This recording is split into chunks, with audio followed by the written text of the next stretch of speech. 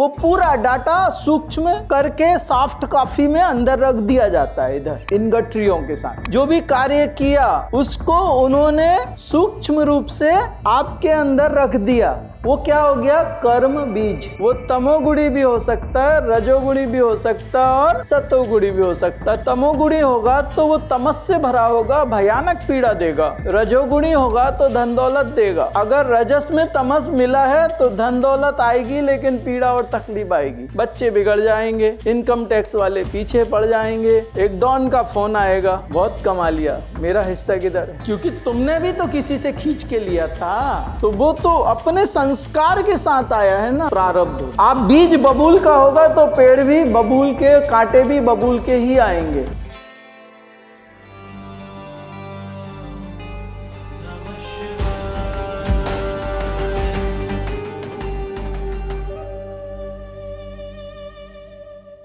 साधकों के साथ बैठ के साधना करना एक अद्भुत अनुभूति होती है, जहाँ कोई डिवाइन की ओर चलने के लिए तैयार हो, जहाँ कोई दैवीय शक्तियों का आवाहन करने के लिए तैयार हो, जहाँ कोई भ्रम, भेद, अहंकार और सारे विकारों से उठ के उसकी तरफ हाथ बढ़ाए कि मुझे थामो, तैयार हो जाए कि बस अब बहुत हो गया, अब नहीं, अब बहुत हो गया, अब नहीं। वो अद्भुत एक व्यवस्था जहां आप इस स्थूल संसार से सूक्ष्म संसार में प्रवेश करने के लिए तैयार होते हैं और सूक्ष्म से ज्यादा सूक्ष्म में। वो एक व्यवस्था जहां आप थर्ड डायमेंशनल ना रह के हायर डायमेंशनल एनर्जी से कैसे कनेक्ट होते हो, कैसे जुड़ा जाता है और कैसे उन दैवीय शक्तियों को अपने हिसाब से ढाला जाता है। ये ऐसी गठरी रहती है कर्मों की। अगर आपके सर के ऊपर अगर हाथ लगाया जाए, आप भड़बड़ा जाओगे, एकदम चीखने लगोगे, चिल्लाने लगोगे,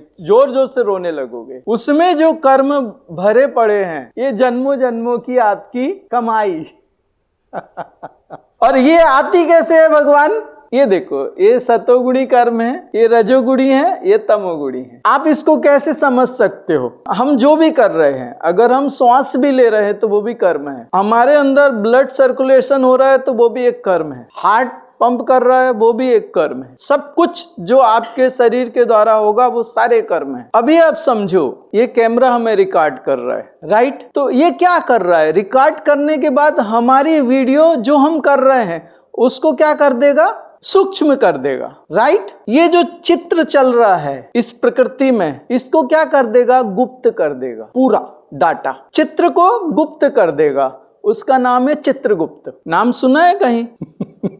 वो एक सिस्टम है, कोई देवता नहीं है, वो प्रकृति का एक सिस्टम है। उस चित्र को गुप्त कर दिया जाता है और वो आपके सबकॉन्शियस में वो पूरा डाटा सूक्ष्म करके सॉफ्ट कॉपी में अंदर रख दिया जाता है। इधर इन गठरियों के साथ वो क्या हो जाता है? जो एक आपने किया, जो भी कार्य किया, उसको उन्होंने सूक्ष्म रूप से आपके अंदर रख दिया। वो क्या हो गया? कर्म बीज। वो तमोगुणी भी हो सकता है, रजोगुणी भी हो सकता है और सतोगुणी भी हो सकता है। तमोगुणी आएगा, तमोगुणी होगा तो वो तमस से भरा होगा, भयानक पीड़ा देगा। रजोगुणी होगा तो धन दौलत देगा। अगर रजस में तमस मिला है तो धन दौलत आएगी लेकिन पीड़ा और तकलीफ आएगी। बच्चे बिगड़ जाएंगे, इनकम टैक्स वाले पीछे पड़ जाएंगे, एक डॉन का फोन आएगा, बहुत कमा लिया, मेरा हिस्सा किधर है? क्योंकि तुमने भी तो किसी से खींच के लिया था, तो वो तो अपने संस्कार के साथ आया है ना, वो प्रारब्ध। जैसा कर्म होगा, आप बीज बबूल का होगा तो पेड़ भी बबूल के, कांटे भी बबूल के ही आएंगे। कर्म के हिसाब से प्रारब्ध में संस्कार आएंगे। समझ रहे हैं आप बात? जहां समझ ना आए वहां पे एकदम खड़े होके पूछ लेना, मुझे आगे मत बढ़ने देना, वहां तुम कमजोर रह जाओगे। और ये जो मैं कर रहा हूं ये सब प्रैक्टिकल करवाऊंगा, तुम फंसोगे नहीं। तो जैसे एक छोटे से बच्चे को चलना सिखाता हूं, ऐसे मैं इन कर्मों को ऐसे उड़ाता हूं और ये प्रैक्टिकल होता है हमारे यहाँ। कृष्ण की गीता हम लोग, एक लेडीज को बुलाया, उसके कमर में दर्द था, पास्ट में गया, देखा किसी के साथ अपने घर के दरवाजे पे किसी के साथ लड़ रही थी। मैंने उससे पूछा लड़ाई की, वो जोर से चिल्लाने लगी, उसकी गलती थी। वो ये नहीं बोल रही मैंने, उसकी गलती थी, उसने ऐसा किया, मैंने, और बिल्कुल एकदम बिंदास लड़ रही थी पूरी। मैंने कहा ठीक, कोई बात नहीं, किसी तरह से मनाया, उसको कहा कि देख तूने उससे लड़ाई की, उसके कारण एक कर्म बना और प्रारब्ध तेरे कमर में आया। अगर तू मन ही मन वो इमेजिन करके बोल दे कि मुझसे गलती हो गई और मैं अब नहीं करूंगी, मुझे माफ कर दो, अगर ये कमर दर्द से छूटना है तो बोल दे, आंख बंद कर, उसको इमेजिन कर, जो तू चिल्ला रही है उसको चेंज कर दे और बोल मुझसे गलती हो गई और मुझे माफ कर दो। उसने बोला और कमर दर्द गया। अब उसी को बोला ऐसे कैसे माफी मांग ली, पागल है क्या तू, तेरे साथ क्या क्या किया उसने, ऐसे कैसे मांग सकती माफी, अरे जो तूने किया वो एकदम ठीक था, तुझे करना चाहिए था, उससे ज्यादा करना चाहिए था। उसको भड़काया, तुरंत कमर दर्द वापस। ये सारे सर्कस मैंने किए और उससे बोला आया, आ गया।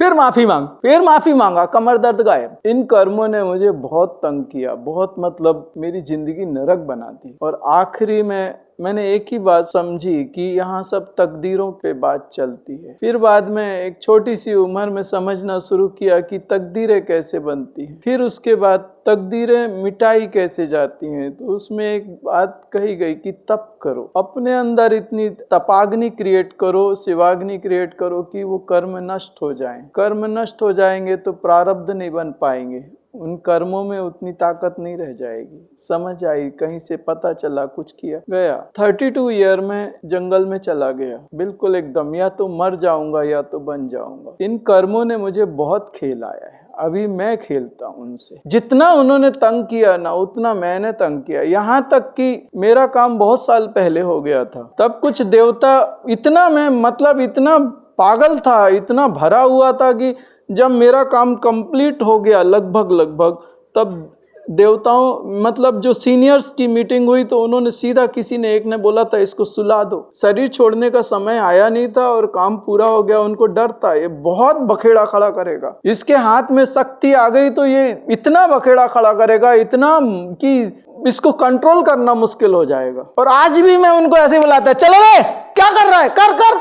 वो सही बात कही थी उन्होंने, उनको ऐसे बुलाने की हिम्मत किसी में भी नहीं। और हमारे गुरु भगवान ने इतना बोल दिया था, बेटा इतने मर जाओ कि कोई तुम्हें मार ही ना सके, कुछ बचे ही ना तुम्हारे पास मरने लायक, तुम इतने खत्म हो जाओ, तुम्हारे पास कुछ नहीं बचना चाहिए। जब कुछ नहीं बचेगा तब शून्य होगा, और जहां शून्य होगा वहां शिवत्व होगा। तुम पूरा नष्ट हो जाओ, खत्म हो जाओ, कुछ मत बचाओ अपने अंदर, जो नष्ट होने लायक है वो तुम खुद नष्ट कर दो। और गुरु भगवान हमारे बड़े गजब हैं, मतलब इनके चेहरे पे कोई सिकन नहीं आई। जब इन्होंने मुझे जलाया और नष्ट किया ना तो कोई सिकन नहीं थी इनके चेहरे पे, मेरी पूरी वाट लग गई थी। तो उन्होंने जब तोड़ा मुझे तो अच्छे से कूट के, मतलब कुछ भी नहीं बचा। और जिसके पास कुछ नहीं हो ना वो बहुत खतरनाक होता है। एक बार बजरंगा से बिगड़ गया, मैंने कहा होगा तू, होगा भगवान, क्या करेगा मेरा, बोल। सिद्ध हो गया बजरंगा, उसके बाद भेड़ा में होगा ना भगवान, तू मालूम है करेगा क्या, बोल। तू काटेगा, जलाएगा, कुचलेगा, क्या करेगा, किसको करेगा, क्या करेगा, क्या तू बोल। जिसके पास कुछ ना हो ना वो सबसे खतरनाक है।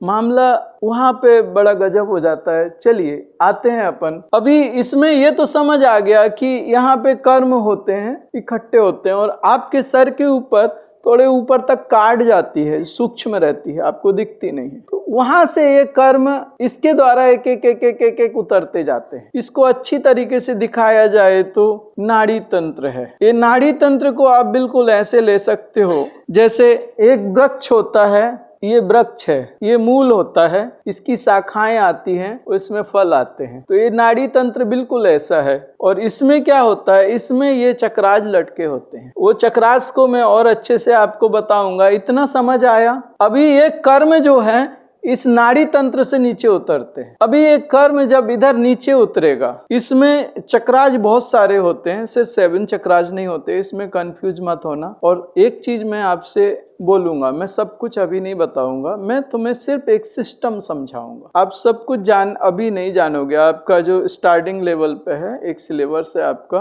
अभी आपको सब नहीं बताया जाएगा। एक सिस्टम समझोगे कि एक्चुअली कर्म प्रारब्ध तक बनते कैसे हैं। तो मुख्यतः यहाँ से जब कर्म नीचे उतरता है तो जैसे आप बीज डालते हो ना तो एक छोटा सा रोपा आता है, ये ऊपर के चक्रों पे आता है, ये हायर डायमेंशनल हो गया। ये नीचे का जो मूलाधार है, जो स्पाइनल कार्ड के लास्ट में है, वो मूलाधार है, वो आपका 3rd डायमेंशनल है, वो आपकी पूरी फिजिकल बॉडी है। और वो एक्चुअल प्रेजेंट है, जो आपकी आज की स्थिति है, जो आप आज हो वो मूलाधार है पूरा का पूरा। इसमें मैं आपको चक्र के नाम नहीं बोलूंगा, ये ऊपर का चक्र है, एक बीज में से एक छोटा सा रोपा आया, प्रोसेस ये है। उसके बाद में चक्रास क्या होते हैं, जैसे फैक्ट्री होती है ना, एक मशीन से दूसरे मशीन में वो प्रोडक्ट जाके कंप्लीट होता है, राइट। यहाँ पे वो जब यहाँ तक काम कंप्लीट हुआ तो ये चक्र क्या करता है, दूसरे चक्र को ट्रांसफर कर देता है, वहां पे वो उसकी नेक्स्ट प्रोसेसिंग होती है, वो कर्म और बड़ा हो जाता है, प्रारब्ध की ओर बढ़ने लगता है। उसके बाद में ऐसे ही वो कर्म बढ़ता जाता है, ये और बड़ा हो गया। जब वो यहाँ था तब 1-2 उंगली से निकाल सकते थे अपन, वो कर्म उतना बड़ा नहीं था। यहाँ था आसान था, यहाँ आया थोड़ा कठिन हो गया, यहाँ आ गया तो उसकी जड़ें अब जमीन में बहुत चली गई। एक ही कर्म बीज है, यहाँ आ गया, इसमें फल आ गए।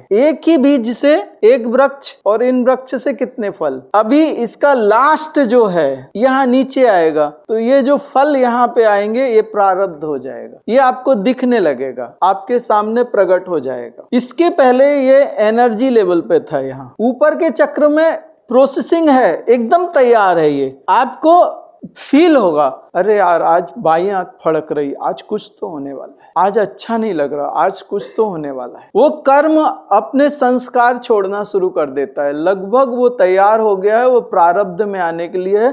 जैसे ही ये कर्म फल एक मूलाधार में आएगा, आपके साथ वो घटना घट जाएगी। कर्म बीज से प्रारब्ध फल, यहां तक की बात कंप्लीट हुई।